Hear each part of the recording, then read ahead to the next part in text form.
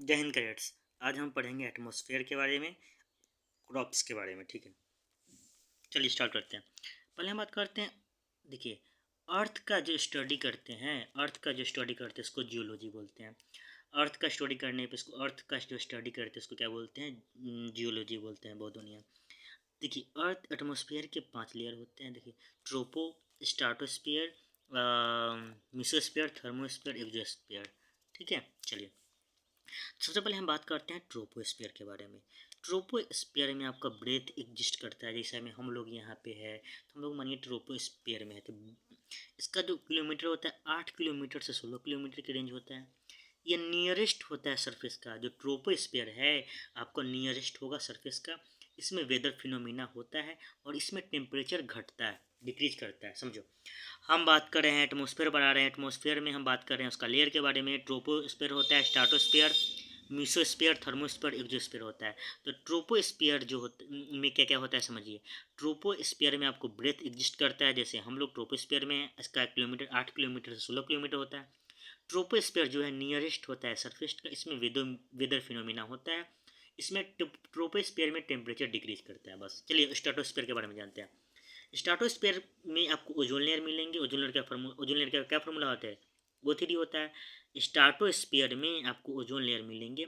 इसमें aeroplane fly करता है। इसमें यूवी रे आपको देखने को मिलता है। इसमें फिनोमिना जो होता है लेस होता है, कम होता है। इसका रेंज होता है 25 से 30 किलोमीटर। कितना होता है? 25 से 30 किलोमीटर। और स्ट्राटोस्फीयर में टेम्परेचर बढ़ता है, इंक्रीज करता है। सर हम बात किए स्ट्राटोस्फीयर में आपको ओजोन लेयर मिलता है, एरोप्लेन फ्लाइंग करता है। सर स्ट्राटोस्फीयर में ही यूवी रेज मिलता है। इसमें फिनोमिना कम होता है।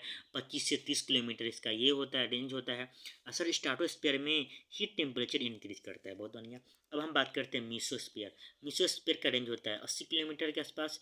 मीसो रेंज में क्या होता है समझिए। मीसोस्फीयर को हम कोल्डेस्ट लेयर कहते हैं। मीसोस्फीयर को हम कोल्डेस्ट लेयर बोलते हैं। इसमें मेटेओराइट बर्न होता है। सर अब क्या बोल दिए कि जो मीसोस्फीयर में मेटेओराइट बर्न होता है, ये डिक्रीज विथ हाइट, ये डिक्रीज करता है हाइट के साथ, याद रखिएगा। मीसोस्फीयर में टेम्परेचर घटता है। अब ये थर्मोस्फीयर, थर्मोस्फीयर में टेम्परेचर हेवी होता है। इसमें आयोनोस्फीयर मिलता है, याद रखिएगा।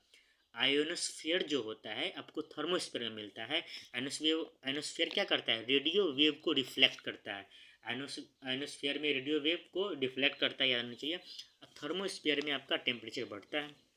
चलो, एक्सोस्फीयर में आपको हाइड्रोजन हीलियम मिलेंगे। इसमें ग्रेविटी वीक होता है। एक्सोस्फीयर में ग्रेविटी वीक हो जाएगा, इसमें हाइड्रोजन हीलियम मिलेगा।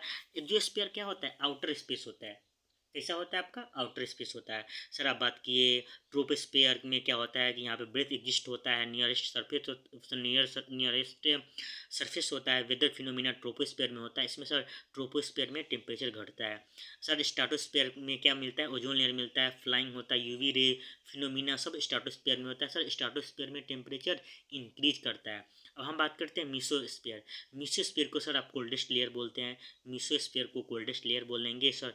मेटोराइट बर्न ऑफ मीसोस्फीयर में होगा। मीसोस्फीयर में टेम्परेचर घटता है। थर्मोस्फीयर में थर्मोस्फीयर में आपको आयनोस्फीयर मिलेंगे। आयनोस्फीयर क्या करता है? रेडियो वेव को रिफ्लेक्ट करता है। और थर्मोस्फीयर में टेम्परेचर बढ़ता है। एक्सोस्फीयर हाइड्रोजन हीलियम मिलता है, ग्रेविटी इसमें वीक होता है और आउटर स्पेस है। खत्म, यार समझो। बैरोमीटर को मेजर करते हैं एटमॉस्फेरिक प्रेशर के लिए। बैरोमीटर को किस में मेजर करते हैं? एटमॉस्फेरिक प्रेशर के लिए। थर्मोमीटर को मेजर करते हैं टेम्परेचर के लिए। और एवरेज टेम्परेचर अर्थ का कितना होनी चाहिए? 15 डिग्री सेल्सियस। कितनी होनी चाहिए? 15 डिग्री सेल्सियस होनी चाहिए। समझो, नाइट्रोजन कितना होता है? 78%। नाइट्रोजन कितना है? 78%। कार्बन डाइऑक्साइड कितना है? 0.03%। और कार्बन कितना है? 0.02%। याद रखिएगा, यूपीएससी में आया हुआ है। ऑर्गन कितना है? 0.93%। ऑक्सीजन का वैल्यू कितना है? 20.95%। समझो, सबसे ज़्यादा नाइट्रोजन के बाद आपको ऑक्सीजन देखने को मिल रहा है। ऑक्सीजन के बाद ऑर्गन, ऑर्गन भी, ऑर्गन से नीचे है कार्बन। देखिए ना, डिक्रीजिंग ऑर्डर में दे देगा तो फंस जाइएगा। नाइट्रोजन 78%, कार्बन डाइऑक्साइड जो है 0.03%, ऑर्गन 0.93%, ऑक्सीजन 20.95%। चलो समझो, अब हम समझते हैं कि इन्वर्जन ऑफ टेम्परेचर क्या होता है, उसका कंडीशन क्या होता है। समझिए, इन्वर्जन ऑफ टेम्परेचर के लिए कंडीशन क्या होता है। समझिए, इन्वर्जन ऑफ टेम्परेचर के लिए कंडीशन क्या होता है? लॉन्ग विंटर नाइट होनी चाहिए। अगर इन्वर्जन ऑफ टेम्परेचर चाहिए, कंडीशन उसका क्या होता है? लॉन्ग विंटर नाइट चाहिए। और क्लियर स्काई चाहिए। इन्वर्जन टेम्परेचर तभी होगा जब आपका लॉन्ग विंटर नाइट होगा, क्लियर स्काई होगा। इसमें क्या होता है कि जो इसमें एटमॉस्फेयर में ऊपर जाने पे, समझिए इन्वर्जन ऑफ टेम्परेचर में क्या होता है, एटमॉस्फेयर में जब ऊपर जाइएगा तो टेम्परेचर डिक्रीज करता है। एटमॉस्फेयर में ऊपर जाने पे टेम्परेचर डिक्रीज करेगा, 1000 ऊपर जाइएगा तो 6.5 डिग्री सेल्सियस घटेगा। लेकिन टेम्परेचर इन्वर्जन में ऊपर जाने पे टेम्परेचर बढ़ता है। समझिए इन्वर्जन ऑफ टेम्परेचर के लिए वेरी वेरी बहुत बढ़िया हम बताते हैं। समझिए इन्वर्जन टेम्परेचर के लिए कंडीशन क्या चाहिए सर, इन्वर्जन टेम्परेचर के लिए लॉन्ग विंटर नाइट चाहिए। इन्वर्जन टेम्परेचर के लिए आपको लॉन्ग विंटर नाइट चाहिए, क्लियर स्काई चाहिए। बहुत बढ़िया। जब एटमॉस्फेयर ऊपर जाता है तो साधारण में टेम्परेचर घटता है ना। कितना, 1000 डिग्री सेल्सियस पे जाएंगे तो कितना, सॉरी 1000 मीटर ऊपर जाएंगे तो कितना घटेगा, 6.5 डिग्री सेल्सियस घटता है। लेकिन इन्वर्जन ऑफ टेम्परेचर में क्या होता है कि ऊपर जब जाते हैं तो टेम्परेचर उसमें डिक्रीजिंग के बजाय इंक्रीज हो जाता है। ऊपर जब जाने पर इंक्रीज कर जाता है डिक्रीजिंग के बजाय। जमीन की हीट इन विंटर में ऊपर की तरफ उड़ जाती है और नीचे ठंड हो जाती है। ऊपर ऊपर जाने पर वार्म होता है। जमीन की जो हीट होता है, जब हीट होता है विंटर में तो ऊपर की तरफ उड़ जाएगी और नीचे ठंडा होगा तो वार्म वार्म फील होता है। ठीक, समझ में आ गया। चलो आइए पहले समझो ड्यू और, हाँ एक मिनट गाइस, चलो फॉग और मिस्ट में क्या अंतर है समझो। फॉग में क्या होता है कि समझो कि फॉग में जब ठंडा ज़्यादा आप देखते होंगे तो फॉग में विजिबिलिटी जो होता है वो कम होता है, मिस्ट में विजिबिलिटी ज़्यादा होता है। फॉग में 1 किलोमीटर से कम आपका विजिबिलिटी होता है। फॉग में आप ज़्यादा दूर तक नहीं देख पाइएगा, लेकिन मिस्ट में क्या होता है कि आप ज़्यादा दूर तक देख सकते हैं। ठीक, समझो पहले फॉग मिस्ट समझ लेते हैं। फॉग में क्या होता है समझिए, जो वाटर वेपर जब एटमॉस्फेयर ज़मीन से थोड़ा ऊपर जाकर जब कंडेंसेशन जब होता है तो लिक्विड ड्रॉपलेट फॉर्म होता है। कितना, 200 मीटर अप्रोक्स। समझिए कोई मास्टर नहीं समझ, चलिए इस तरह समझो। फॉग में क्या होता है कि जब वाटर वेपर इन टेम्परेचर जब जमीन पे थोड़ा ऊपर जब ड्यू का जब कंडेंसेशन होता है तो लिक्विड ड्रॉपलेट में फॉर्म होता है। कितना ऊपर, 200 मीटर। चलो उसको फॉग में आ जाता है। मिस्ट किसको बोलते हैं, same as fog but less dense होता है। बताए ना, लेस कम डेंस होता है। फॉग आपको ज़्यादा डेंस होता है और मिस्ट आपका कम डेंस होता है। मोर मॉइस्ट एंड वाटर वेपर होता है। सुनो मिस्ट में क्या होता है, आपको मोर मॉइस्चर मिलेगा एंड वाटर वेपर मिलेगा, मोर मॉइस्चर देन फॉग। सुनो मिस्ट में क्या होता है कि मिस्ट जो है बहुत ज़्यादा मॉइस्चर रखता है कंपेयर टू फॉग। ठीक है, इसका विजिबिलिटी बताया ना, विजिबिलिटी 1 से 2 किलोमीटर होता है। चलो ह्यूमिडिटी क्या होता है समझ लो। Amount of water vapour present in atmosphere is called humidity. Amount of water vapour कितना प्रेजेंट होता है एटमॉस्फेयर में, उसको ह्यूमिडिटी बोलते हैं। चलो अब समझ लो प्रेसिपिटेशन क्या होता है। रेनफॉल जो होता है समझो, रेनफॉल होगा, इसमें हेल स्टोन, स्लीट और स्नोफॉल, ये प्रेसिपिटेशन का एग्जांपल में आ जाएगा। एग्जांपल में ऐसे दे देगा प्रेसिपिटेशन का कौन कौन एग्जांपल है, तो रेनफॉल, हेल स्टोन, स्लीट और डाउन स्नोफॉल आपका प्रेसिपिटेशन का एग्जांपल है। स्लीट कैसे बनता है, जब सॉलिड और लिक्विड जब मिलता है तो आपको स्लीट बनता है, याद रखिएगा। प्रेसिपिटेशन का एग्जांपल में रेनफॉल, हेल स्टोन, स्लीट और स्नोफॉल आ जाएंगे। चलो समझो, अब ये समझा दिए। अब इवोपरेशन समझो। इवोपरेशन में क्या होता है कि लिक्विड से वेपर में जाता है ना। देखो इवोपरेशन में क्या होता है कि टेम्परेचर बढ़ने पे क्या होता है, इवोपरेशन बढ़ता है। विंड बढ़ने पे विंड भी बढ़ता है, इसमें एरिया भी बढ़ता है। लेकिन ह्यूमिडिटी इसमें कम होता है, याद रखिएगा। ह्यूमिडिटी कम होगा तो इवोपरेशन बढ़ेगा, और ह्यूमिडिटी ज़्यादा है तो मतलब इवोपरेशन घट जाएगा। समझो इवोपरेशन में कुछ कंडीशन होता है, इसमें टेम्परेचर ऑलवेज बढ़ेगा, विंड भी बढ़ेगा, एरिया भी बढ़ता है, लेकिन ह्यूमिडिटी इवोपरेशन में कम होता है। जब ह्यूमिडिटी कम होगा तो इवोपरेशन बढ़ेगा, और जब ह्यूमिडिटी को ज़्यादा कर देंगे तो इवोपरेशन डिक्रीज हो जाएगा। ठीक है, वाटर वेपर इसमें हाँ एक और कंडीशन है कि वाटर वेपर अगर बढ़ रहा है, एक ये भी पॉइंट याद रखिएगा, वाटर वेपर बढ़ने पर इवेपोरेशन घटता है, चाहे ह्यूमिडिटी बढ़ने पर इवेपोरेशन घटता है, याद रखिएगा। ह्यूमिडिटी का इवेपोरेशन कैसे, लिक्विड से वेपर में जाएगा, सॉलिड या लिक्विड में। देखिए सॉलिड में प्रेसिपिटेशन आ जाएगा, लिक्विड में रेन आ जाएगा, उसका कंडेंसेशन होगा तो लेक में जाएगा। देखिए इवोपरेशन में क्या होता है कि लिक्विड से वेपर में जाता है। सर समझ में नहीं आया तो देखो, हम सॉलिड मान लिया प्रेसिपिटेशन को, लिक्विड मान लिया रेन को, उसका कंडेंसेशन होता है तो इवोपरेशन हो जाएगा। समझिए स्मोक, समझिए क्या होता है, जब हम फॉग में स्मोक मिलाएंगे तो उसको स्मोक बोलेंगे। फॉग में स्मोक मिलाने पे स्मोक बनता है। ड्यू क्या होता है समझिए, कंडेंसिएशन अबव फ्रीजिंग पॉइंट। जब कंडेंसिएशन होगा ड्यू का अबव फ्रीजिंग पॉइंट से, उसको इसमें क्लियर स्काई चाहिए। ड्यू बनने के लिए आपको क्लियर स्काई चाहिए, काम स्काई चाहिए, कोल्ड एंड लॉन्ग नाइट चाहिए। ड्यू बनने के लिए आपको लॉन्ग नाइट चाहिए, कोल्ड मतलब वेदर होनी चाहिए, हाई रिलेटिव ह्यूमिडिटी होनी चाहिए। सरफेस पे बनती है ड्यू टू कंडेंसेशन। ड्यू जो बनती है आपको सरफेस पे बनती है। ड्यू कहाँ पे बनती है आपको, सरफेस पे, अर्थ के सरफेस पे बनती है, और कंडेंसेशन इसमें होता है। देखो ड्यू बनने के लिए कुछ कंडीशन, यूपीएससी आपको ये पूछता है कि ड्यू बनने के लिए क्या क्या कंडीशन है। तो सर ड्यू बनने के लिए क्लियर स्काई होनी चाहिए, काम स्काई होनी चाहिए, और लॉन्ग विंटर नाइट होनी चाहिए, हाई रिलेटिव ह्यूमिडिटी होनी चाहिए ड्यू बनने के लिए। समझे, बहुत बढ़िया। ड्यू पॉइंट और फ्रीजिंग पॉइंट समझो।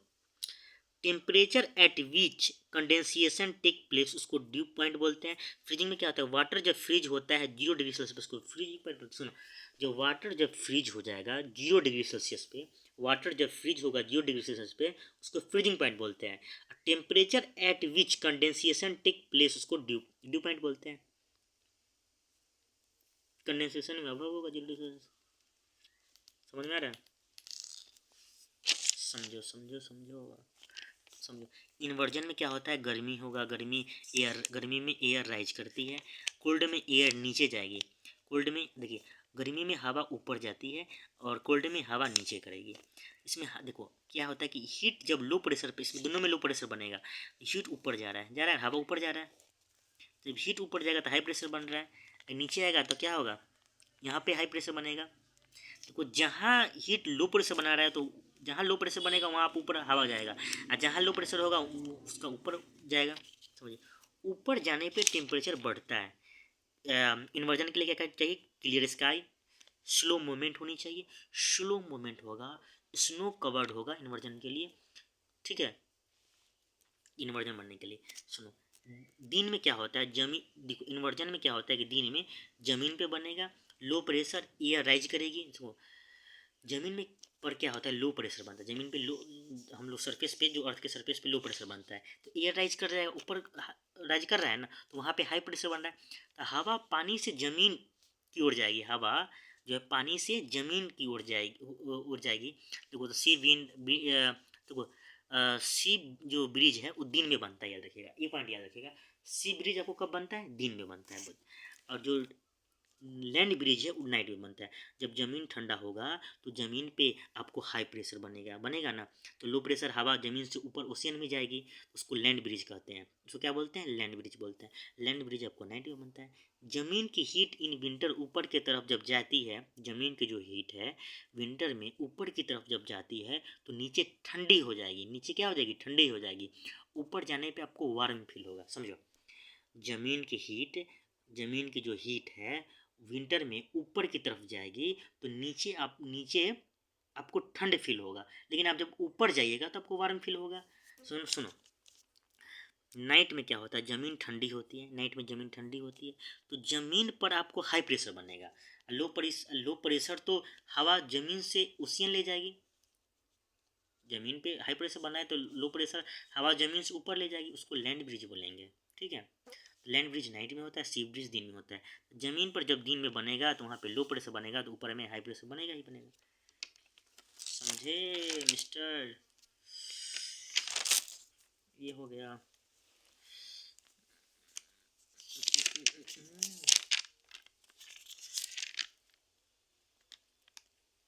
चलो चलो 1 मिनट, चलो क्रॉप्स समझ लो अब। देखो इस सॉइल के बारे में समझो, इंसेप्टी सॉइल, इंटी सॉइल और वर्टी सॉइल क्या है, सॉइल है। इंसेप्टी, इंटी और वर्टी दे देगा तो सॉइल, इंसेप्टी, इंटी और वर्टी सॉइल सब सॉइल है। खरीफ सॉइल, रबी सॉइल और जायद सॉइल में अंतर समझता है। खरीफ सॉइल में आपको क्या मिल जाएगा एग्जाम्पल में, rice, maize, jowar, bajra, cotton, sugarcane, groundnut, soybean, pigeon pea, ये सब खरीफ फसल में आ जाएगा एग्जाम्पल में। ये जून और जुलाई में मिलता है। जून और जुलाई में खरीफ फसल होता है, इसका टेम्परेचर 25 से 30 डिग्री चाहिए, ठीक है।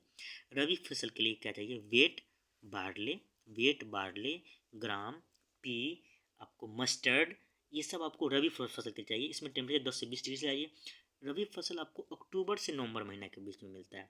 जायद फसल आपको मार्च में मिलता है।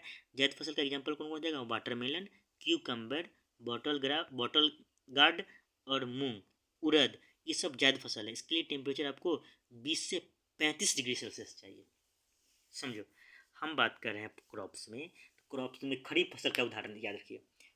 चावल खरीफ फसल में आ रहा है, मेज, मक्का, ज्वार, बाजरा, कॉटन भी खरीफ फसल है। Sugarcane, groundnut, soybean, ये सब खरीफ फसल है। खरीफ फसल आप जून से जुलाई के बीच में बोते हैं। 25 से 30 डिग्री सेल्सियस चाहिए।